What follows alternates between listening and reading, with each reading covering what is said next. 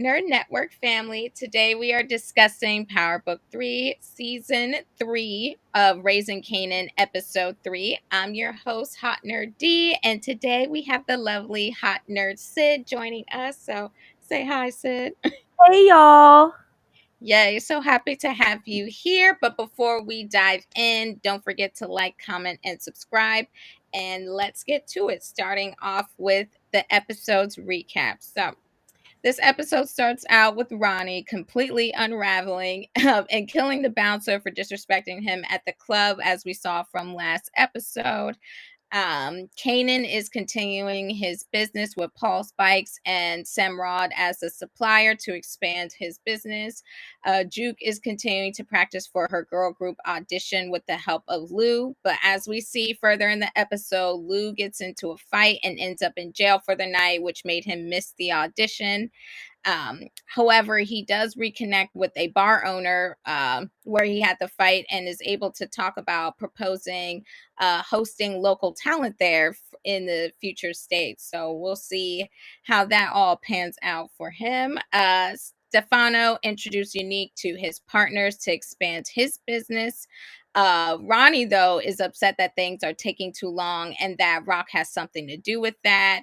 He wants him to take her out, but we all know that that is not in Unique's plans right now, which Ronnie does now know too, as we see later on in the Yep. episode or towards the end. So now even Unique has to watch his back with his old brother.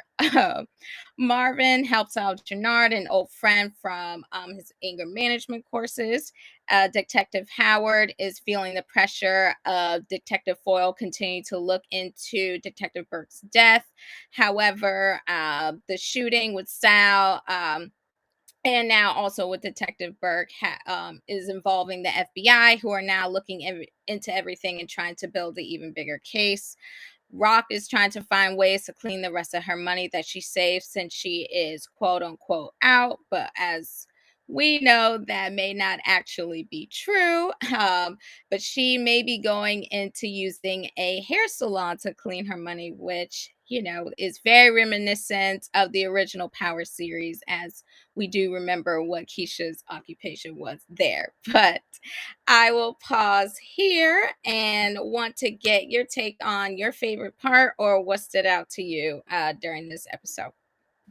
Sure. No, this was super cool. I'm really new into the Raising Kanan universe, but this episode in itself was super great to just get the lay of the land as well. I mean, even just this season, they do like a really great job of inserting us into these characters and getting a good look at all of them. But of course, my favorite, if y'all don't know, I've been waiting to say this because Nears heard it all the time, but my favorite character in probably the entire Power universe is Rock. Like, I really, really mess with her. And I know that she can have her unlikable moments. She's a very complex character, but man, this episode, she was giving it up. I mean, just the fits alone were fire, body, goals. Like she's so great. And I know she didn't do a whole lot like as she probably does in other episodes, but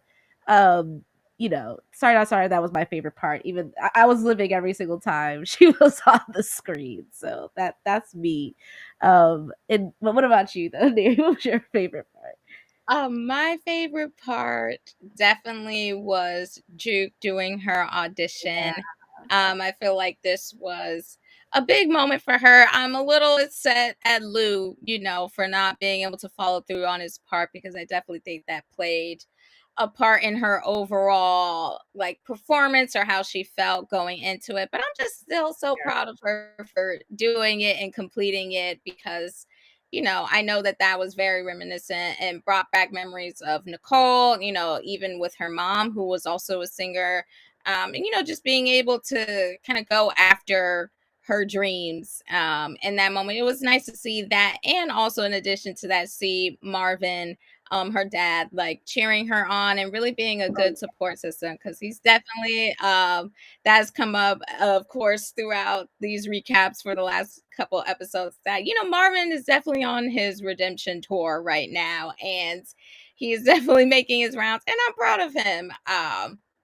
But then again too, like for Lou, like I do get where a lot of his pain and where a lot of what he's going through, like where it's coming from. And so, I do have a bit of grace for him as well. And so I'm also still happy that he saw an opportunity to turn, like what was definitely a negative moment, for him fighting in the club, and then having to get kicked out, and then ending up in jail for the night, like turning in turning that into like a positive where, okay, well, maybe local talent, since that was what I was so passionate about that night anyways, could come and, probably get their big break here, just get their feet wet with performing and, getting more comfortable in front of an audience. And so I definitely felt like both of them were, in some way, shape, or form trying to go after their passions as best as they can, with everything, of course, surrounding them and going on. So Yeah, that love stood that. out to me. No, yeah, it was great, and the fact that Lou had that connection to his past and the bartender, forgot that one lady's name, but she was super cool. I can tell that she's hopefully going to be some sort of a guiding light and a mentor to him to kind of pull him out of.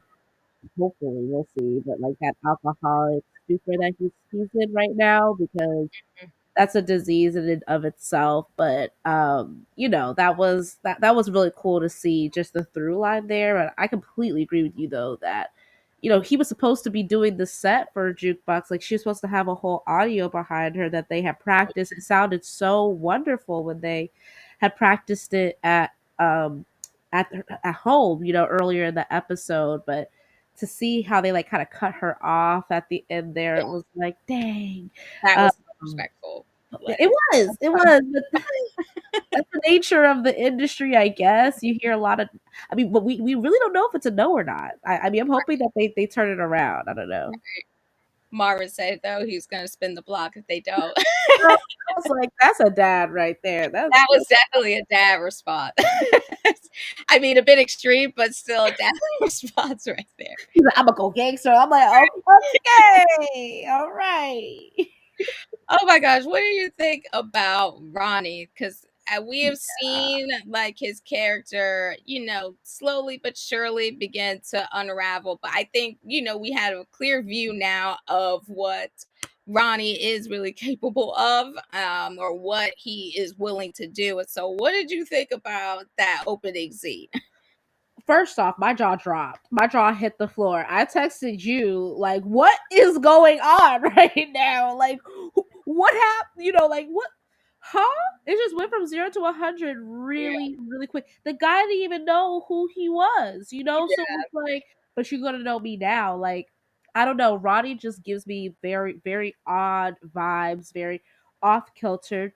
I mean, even just the way he started and ended the episode weird. Like he started the episode killing that man and ended the episode just staring at Famous and Kanan going into school. And it's like I don't know. house.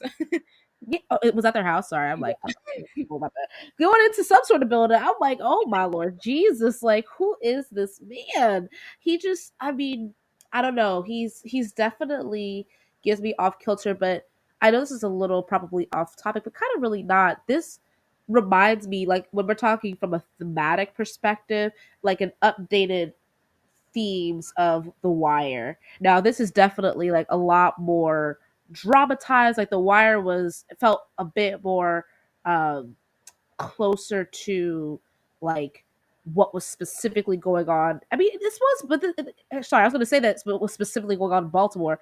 I can't speak to maybe this is really going like what's specifically going on in New York. So either way, it gives me tease of The Wire and specifically Roddy.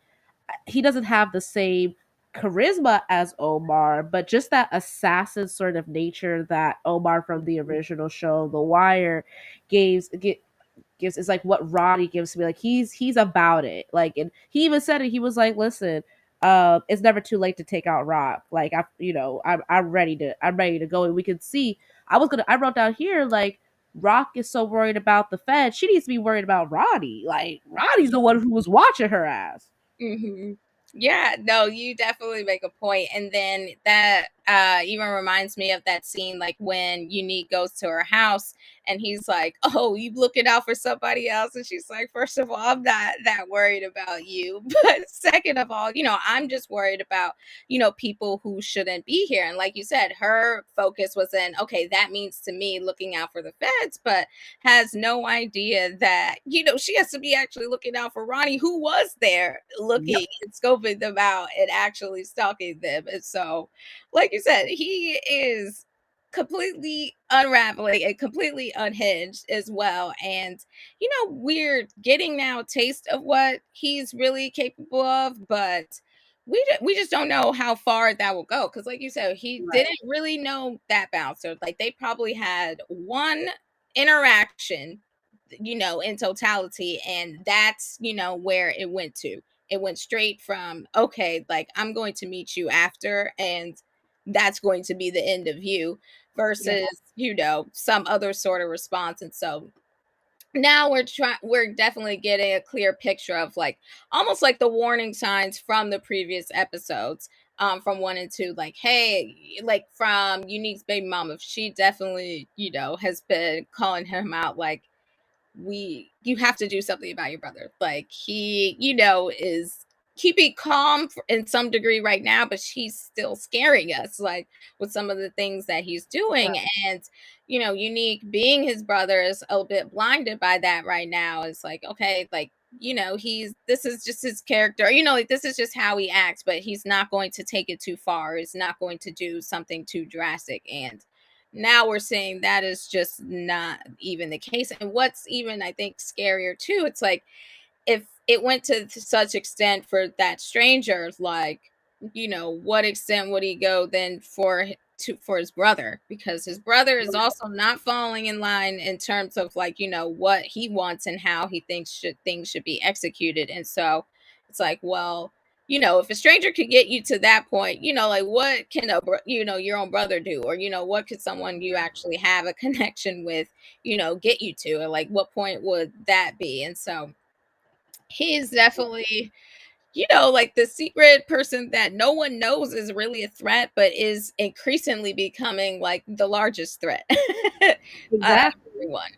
Like a one man army even. And yeah, I think it's interesting that I don't know what I don't know if he's gonna look at that like a betrayal that Mm. his he gave his brother in this episode a clear out to like talk about anything having to do with Rock, and Unique decided to keep tight lipped. I mean, rightfully so, that's his business. But still, it's like to somebody like Roddy, that could really be seen as a slight, like, oh, you didn't tell me something, and that means you're hiding X, Y, and Z, all these other things from me. So we'll see. I'm scared. I'm scared for my girl, Rock. I really am. Right. Right. And it's because, he has some sort of animosity towards Rock, or like he has something against Rock specifically, because it's her name that continues to come up. Like, okay, like, why are things going astray? Oh, it's because it's Rock, right? It's because, like, you're making, Right. pennies off of what Rock is making, or it's because she's in the way. So, the only solution now is to take her out. And it's like, well, wait, we actually, got something going on over here. So I'm actually going to put a pin in that one Right. and revisit another solution, because there has to be a different way, which he is trying Yeah. to tell him and introduce to him. But Ronnie right now is not hearing that. And so I don't know No. what is going to make him hear that, or if now they're going to be at odds with each other. But like you said, dun dun dun, we shall see there. But even, like, to transition to some of our themes or symbols from this episode, something that stood out to me specifically, which I also have seen throughout the first couple of episodes, is like the symbol of perception, self perception, or even how you're perceiving a situation, and how important it is, depending on, like, your viewpoint or your vantage point, how, like, in some cases, like, how the outcome of the situation will be. So in terms of perception, like how would you be able to describe that in the context of this episode? Because something that stood out to me specifically was like when the first opening scene talking about the big fish versus little fish analogy, because a small fish can be put in a larger tank and it will expand. But a small fish or even a big fish in a smaller tank will just, adapt to its surroundings and just adapt to what tank it's in. And so, Yeah. even just describing that aspect of perception, like what did you see like throughout this episode and how that's important, either how someone sees themselves or even how someone sees them? Yeah, it's a great question, and I love the theme because I think it plays into a cup like pretty much every single scene of of this episode. But like the scene that pops out to Sorry. it's okay, okay. Um, so the scene that it really pops out to me in is like what's it called? The scene with Unique and him trying to figure out this aftermath of really not having his crew by him anymore. He kind of has to stand on his own 2 feet, pretty much as a smaller fish in this bigger drug world. And Mhm. be having to position himself and adapt himself as an asset to other parts of the drug scene happening around him. And so this meetup and coming in between two Asian cultures of the Vietnamese and the Chinese drug system was pretty interesting to me, just from a racial perspective, but also from this perspective of perception and how they perceive him and how um he perceives them. So like for example, for him, he thought that the Vietnamese and Chinese people were all in cahoots with each other, like aren't y'all all cool, like what's good. Even the fact that like he's like, but you have a Chinese cousin, that's because I'm married to a Chinese woman. You can't, I love that line, you can't help who you love. I said, I know that's right. It's like I get that. For him, he was like, well, I could get on that message. Because he's in between his brother and Rock, and so there's even some similarities there when he might not have Yep. perceived that there were similarities. But then on the flip end, when he actually goes to meet up with the Chinese husband that the other guy does not like, him and his wife are talking back and forth like.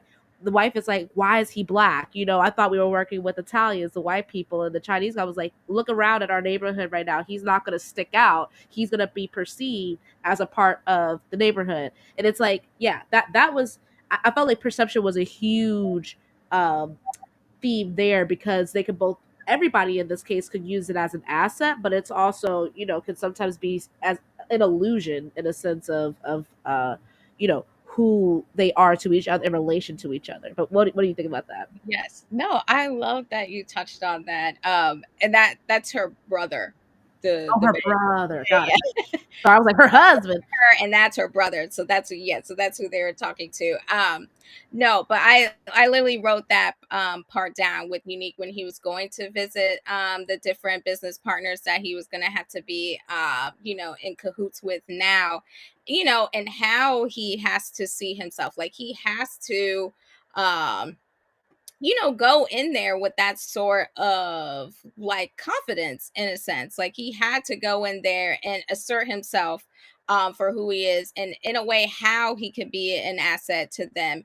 Because first he did have Ari Stefanos like vouching for him. So, he was already, I guess, like in the clear in that sense. Fair. But Still, yeah.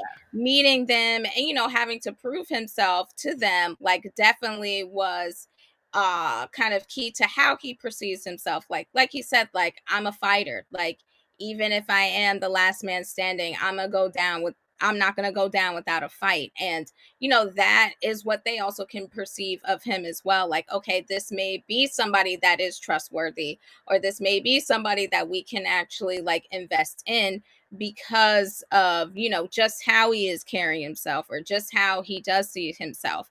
And then even on the other hand too, like going into those vastly different cultures than himself, than Unique's, like being able to feel, I guess, even not in a sense like threatened by that either. And to Yeah, feel so, like, okay, like, even though we don't necessarily connect on a lot of things, it's interesting that you did bring up, like, okay, but you love, someone that you're not necessarily supposed to, I guess, be interacting with. And he's like, well, you can't help who you love, so they were actually able to then almost connect in a way in which they would have probably, never really had thought of. Like, wow, like, exactly. even though we are sitting here, in very two different situations, or just very different cultures, like, I definitely heard what you just said then, and that's definitely something I can resonate with, and, can see us building something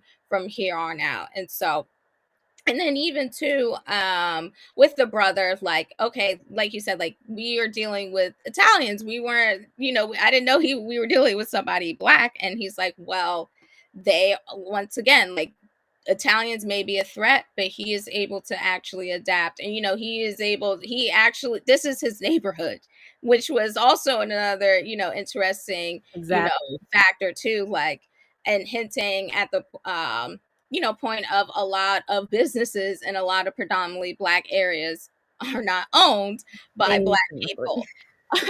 And so that was definitely, a nod to that aspect as well. But just at the same Yeah. time, like, that is his neighborhood. These are, people that he is, more accustomed to actually dealing with and doing business with. And so, like you said, it can be an advantage. Um, in that aspect, when everybody is kind of getting the different things and pieces that they need to kind of expand their own business and ideas. But at the same time, what I also liked about the analogy about the big fish little fish is that, just, it can make you become a mark too, or it can make you sink Sure. if you aren't really like getting on board with things, because that brings up like the famous versus Kanan, like, is Exactly. very, more lackadaisical. He's not really trying to, do the work. And Kanan's like, we need to take this seriously. Like, we need to do, and put in the amount of work and effort that it needs for it in order for it to be successful. And so, famous is perceiving this situation as more as like, okay, this is just like a cool idea. If it happens, it happens. And Kanan's like, no, this is real work. This is a real opportunity. And it's not going to, come just by doing orders here and there. When you decide you actually want to wake up when it's already, 10, it's like, no, we need to make this happen. And, we need to actually push that forward. So I that love that. of it came to I my mean, perception. no, for real. And then, like, that's what to your point about making it a big mark. That's what made Kanan such a big mark for Roddy to start staring at the end of the episode, and just in general. The more and more that his weed delivery business is growing, Rock is hearing more about it. Like, people are like starting to say, Kanan is hanging out with the wrong folks. Like, it's just like he is becoming a bigger fish, but I agree, like, that makes him a bigger mark as well. So yeah, great points all around. I don't want to take us too off track, but you talking about certain things just made me think about, like, and we've talked about this, audience, just like amongst ourselves, but the world building in this, I get it, like what you're saying now, and even just us talking right now about the fact that I didn't even realize that little hint of, oh, there's so many other types of businesses in this black community. That's real. That's like real life worked into this fictional show. And I take back earlier what I said. I don't think even I don't I think the differences between The Wire and this is probably just the art direction, if anything else, but they both do so well. And I mean, I can't speak because I'm not from New York, but I could imagine that they both do so well in building really key and clear aspects of black culture and just black life in these different time periods into the actual lore and episodes themselves. Like, even what you're talking about and what we were the hair, like the the hair salon. That felt so reminiscent, just hearing the mix of Spanglish together, and like the fact that that could be used as a laundering mechanism, like that in and of itself are things that are not too far out the reach. And I just have to commend the writers, just putting it out there just for how they are purposefully Mhm. using world building aspects. I mean, we haven't gotten to it, but the fact that Omar Epps was at, even like practicing Muslim faith, or really or not really even practicing it. Like those are things that you don't really get. Showed up. He He showed was up. a lot. You That matters. he was he was there, but didn't really go. But those are things you don't really get to see, even in the way that Black culture is usually perceived on screen. I can count on my hand, my one hand, the amount of shows that I can name that perceive Black people in Muslim faith, outside of Malcolm X interpretations, or even just like, if you come from that specific faith and you're an immigrant. Like this was, still very Black American, which was very reminiscent of that time. So I do have to just commend the creators for that, for sure. I love that. And then just how you're saying, of the perception of the Black community overall, because it's also not a monolith. Yeah. There are a lot of different things and, aspects that a lot of African Americans, have like a shared experience with, but at the same time, like we do have our own experiences that make us who we are, that, Yeah. that we are able to share and grow with others, but at the same time, like we all can't be boxed in and grouped together as Yep. one. So I do Exactly. love that they are hinting at a lot of, just the diversity within the Black community, how we are from different faiths, how we are, um, even intermingled with different cultures. Like we are, you know, a very vast group of people that make up a lot of individual. Nope, I'm not even. You're gonna just have to cut that one. Individual. I know we are all made up of just a large experience. Yeah. And I love once again how that is being highlighted. And also, on the other hand, how a lot of things that are being done to the Black community that, negatively impacts us are being highlighted as well. Because once again, police brutality or, Oh yeah. um, just being in impoverished situations, neighborhoods that are riddled with drugs or violence, and not even because that is necessarily the will of the people and what the people really want, but just how circumstances and things have um, kind of put them there, or how things were shaped and coerced into being the way that it is now. And so I definitely think they are doing a good job with, you know, being able to still dramatize and entertain us, but at the same time, really are giving us like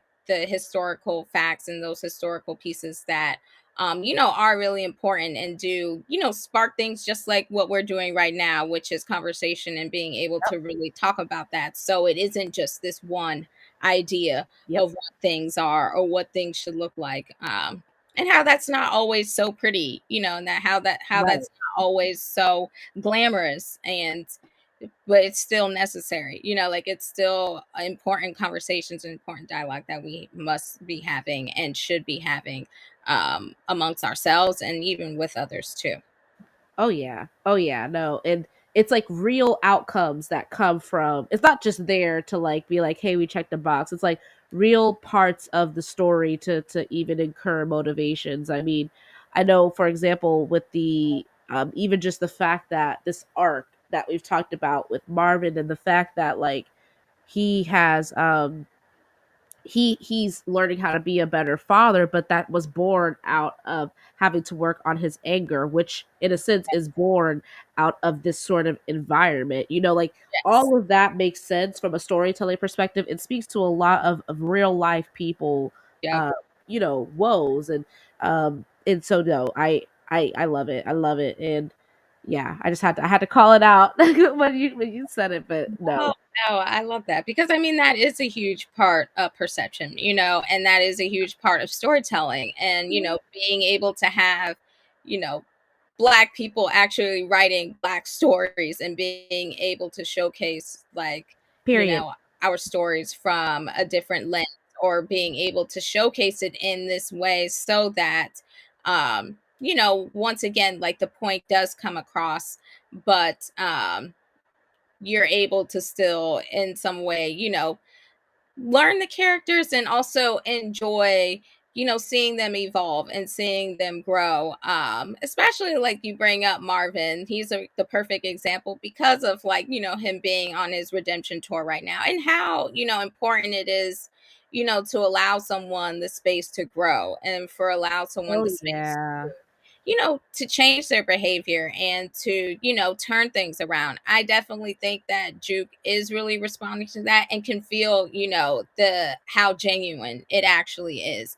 And you can see even throughout this season, like there are just different moments of things that really could have, just pissed him off to the point of anger, to the point of just choking someone out or, just wanting to punch someone out. But instead he was like, I'm gonna breathe. I'm gonna take a deep breath. I'm gonna I know that's right. take this in. Or, even with Juke, like maybe not understanding necessarily how to really console someone who is sad or grieving, even though he has been in similar situations and have seen loved ones and people pass. But him having to express that to his own child is a lot different and something that he hasn't really had a whole lot of experience with. But to see him try to to see him like, okay, I'll go to your mom's funeral with you, or I'm gonna be, the first person there at your audition, or the only person there, as we saw like in this episode. But things that we were not seeing him do in the last seasons, previous seasons, that we are seeing in this one. It's just really, joyful to see as well. Like, okay, like we may not have the best of beginnings, but if you really do put in the honest work, like things can turn around if you wanted to. So I do love that.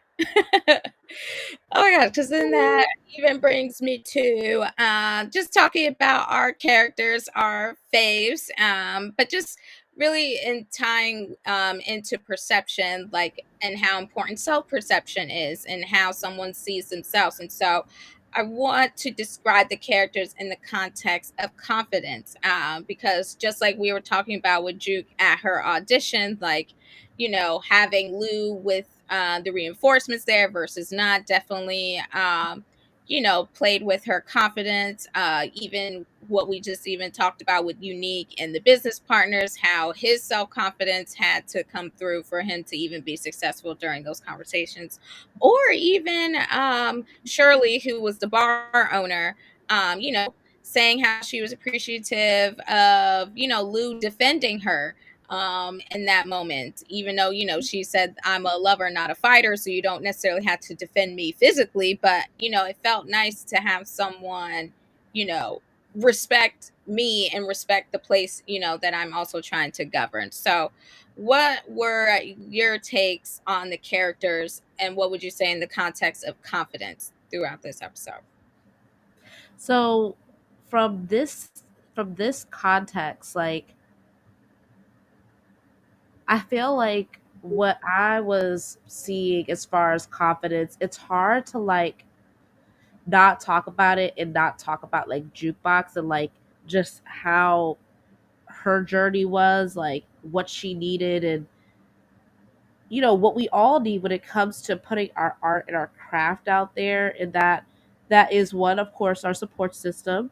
But then at the end of the day, like it does fall on you. And like you could see, I felt for her so much when she was in the bathroom throwing up.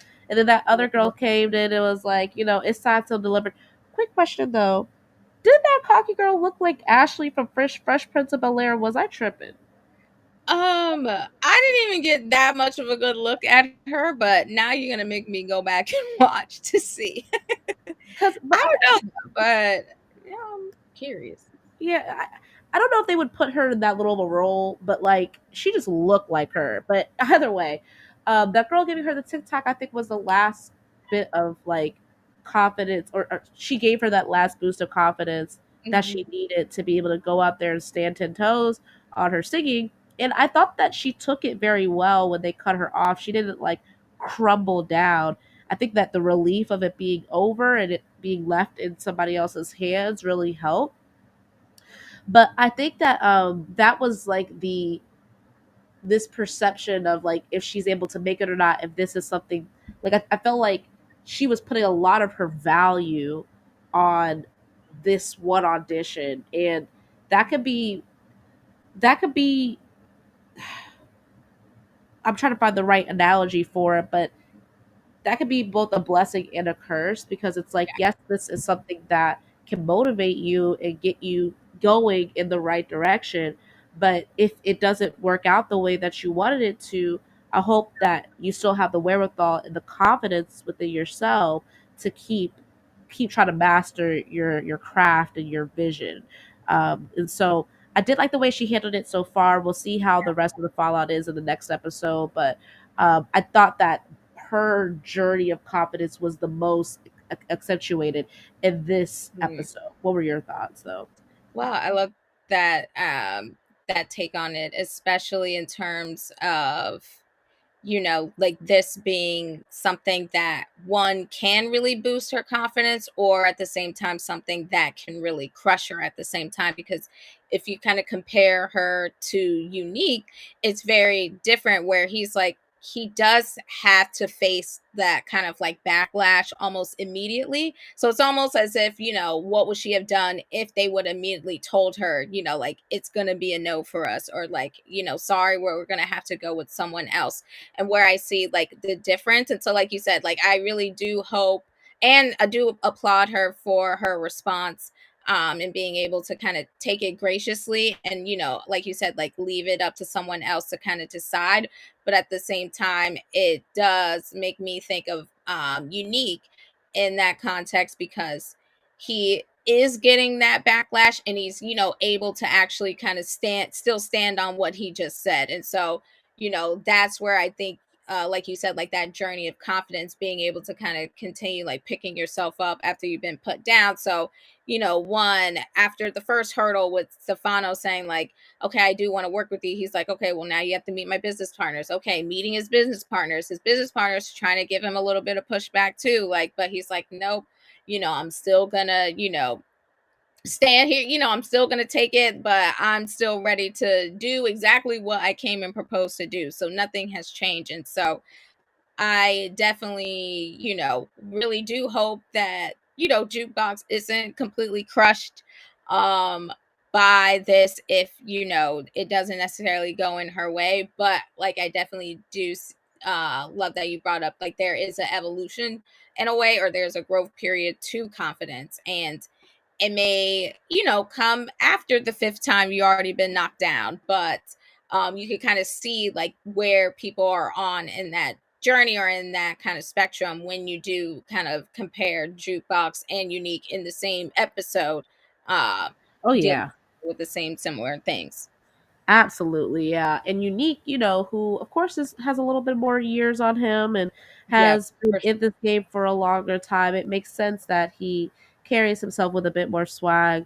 She's still on that route herself, but I love that parallel juxtaposition, because they both had to bring that tool in their toolbox for the things that they were dealing with in this episode, for sure, for sure. When I think about other people too who were not really showing that much confidence, famous is very interesting. He's an interesting guy. I love him because he like every there's so many like hard up, yeah, warrior sort of people. He gives a nice mix, kind of like the jester sort of like people really like to clown him a lot. When we're yeah. thinking about masculine archetypes, he definitely fits into the jester trickster sort of guy. He doesn't do quite a good job. Like, what? Can you please explain this voice to me that he was using with Rock? Why was he so high pitched at one point in time? Listen, he thought his life was in danger. Okay, he said one wrong move, one wrong line, it was gonna be over for him. So I was like, what is going on? And you can't even keep it up. What is up? Like, that was a very interesting juxtaposition when we're thinking about confidence. He definitely is not, the healthiest male archetype, but he is a good sidekick to Kanan, who, I mean, things are going so smooth for Kanan that we barely talked about him even in this episode, but like his weed delivery business is also really, it's working. Like the thing that came out of his mind is working. And I even wrote down here, I was like, listen, the girlies, the weed delivery girlies today would have to take notes because he was out there doing it back then. Now people are trying to do it legally. It's just crazy how the world turns around in that way, you know? it's literally Uber, like right now, like Uber weed Uber delivery. That's what he's doing with the bikes. So, and it's kind of just showing how forward thinking, that he's expressing right now. To have just a similar kind of structure to things that we're seeing even today.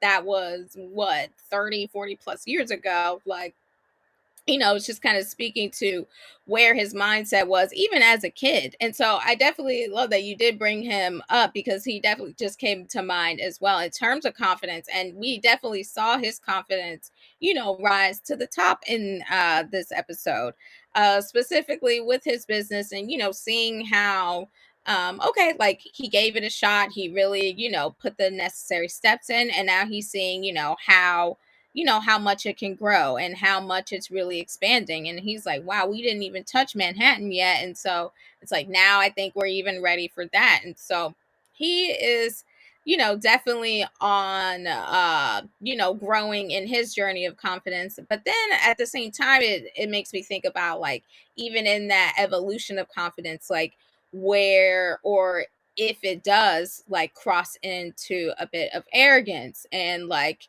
can is that Oh necessarily yeah. beneficial or is that something that can hurt him at the end? So like when you even talk about their relationship with him and Famous, like how it's like, okay, yes, stay on Famous to get motivated and to increase his work ethic, that's fine. But then you started threatening him towards the end, and just basically tried to play him a little bit like he's not no longer an equal to you. Now he's someone that is a bit subservient, and that wasn't cool. Like, you don't have to treat Famous like, he is useless, even though, in some cases, like, he was definitely acting that way. Like, at the same time, though, like, he is your friend, like, he is your supposedly business partner in all of this. And so, like when that confidence turns to arrogance, we've definitely seen that throughout Power's entire universe and how, when that pendulum switched to there, like it never, leads to anything nice or it doesn't lead to anything beneficial. And so, there's definitely a good measure of having a lot of confidence, and it's really good to have a lot of self confidence. But at the same time, if it crosses into like unhealthy spaces, it may not last, or whatever kind of streak you were on may not, have much longevity. Exactly. No. Caden's quickly getting there. You can see a lot of his, I'll call it machismo, even though he's not Latino, is just coming from a lot of anger and wanting to prove himself. It's not really coming from the healthiest place of wanting to be a more self actualized person. Like, yeah, he wants to earn his own money, but Yeah, like a lot of it is to prove, to get up under his mother's wing, to prove other people wrong, to prove things to exactly. others. And it's like, that's Exactly. not always going to lead you down the right path. So I completely agree with you that it's almost like just, it's more arrogance than confidence, but Yes, but we definitely touched on a lot today. What do you think, after all, is going to happen next episode or even in the rest of the season? yeah. Well, one thing, just had to call this out. We talked about The Wire a couple of different times today, and I saw in next episode that one of the main characters for The Wire is going to be making an appearance. You have to tell me, and I'll just send it to you. I'll just text it to you really quick so you can see who I'm talking about. But the on the original cast of The Wire, his name was D'Angelo Barks, and his name is Lawrence Gillard Jr.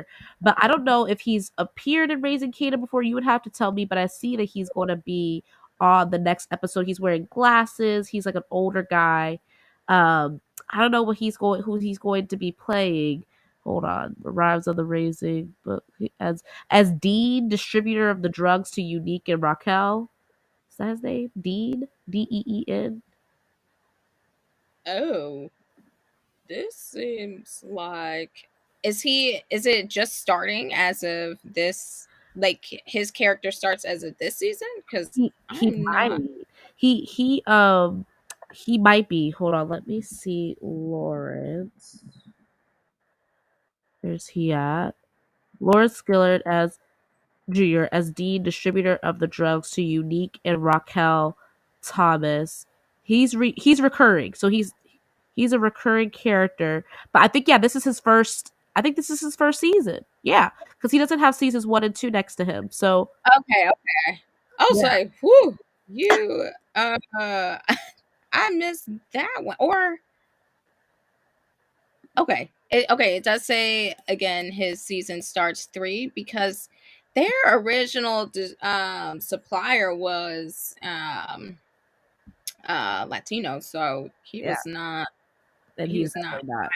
And then, or I would have to remember from the original, like Yeah, the first season, but okay. But he is as of season 3 then, because yeah, we have not seen him yet. Okay, we haven't. well, yeah, he's new. He's new. He's So new, but it was crazy to see him on nice to the meet you. right, right, right. We don't know too much about you, but just know, y'all, that that character, he's from The Wire, and it's like so cool to Oh, see so many.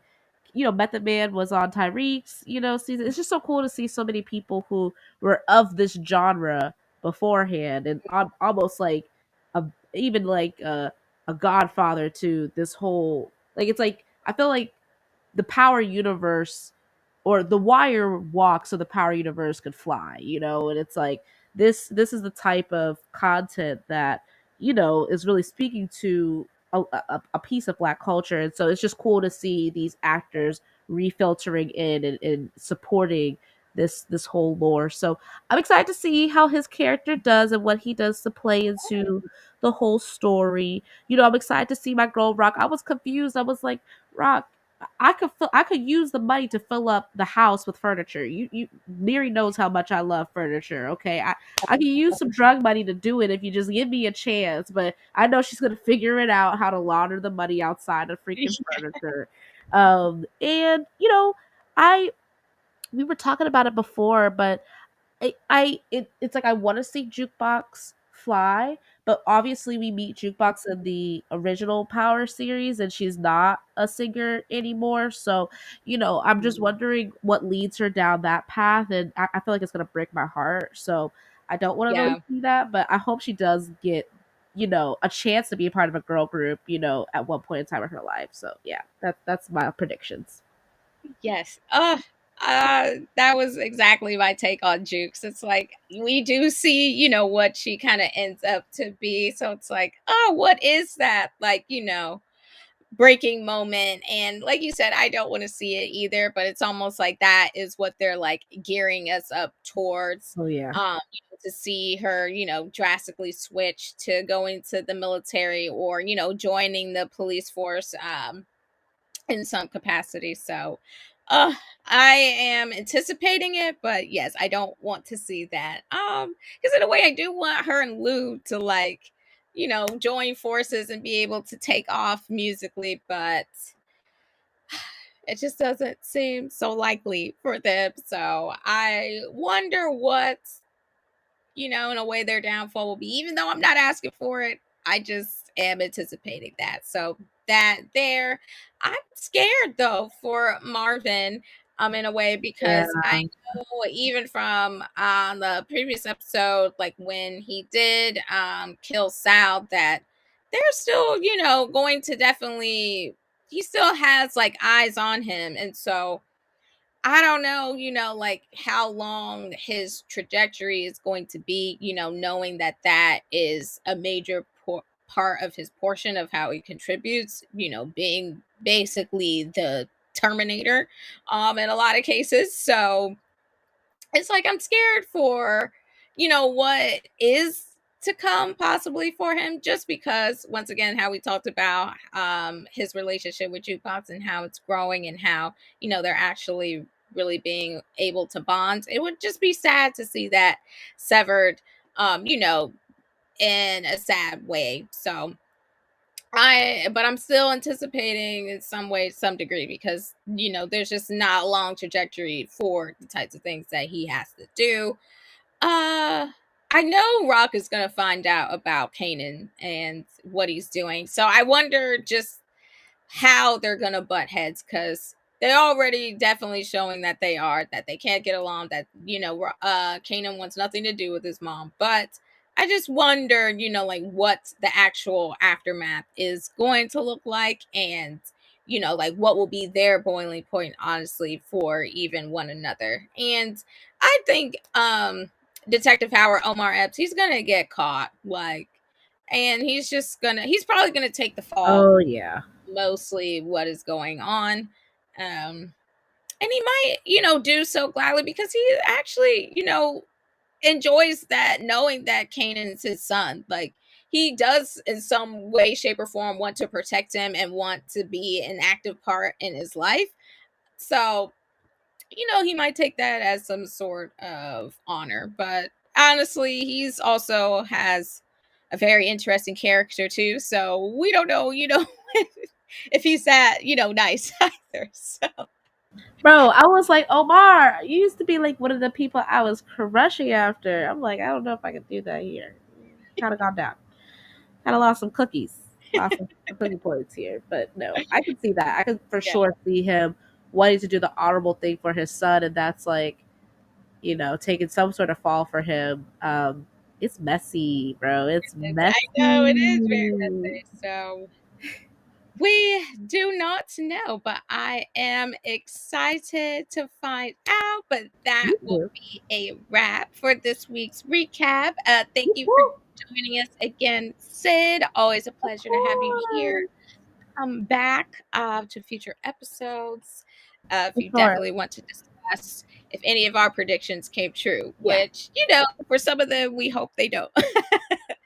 Right. But yeah, right. So don't forget to comment, like, and subscribe to join the conversation and stay updated with all things Hot Nerd Network. And remember to stay tuned for next week.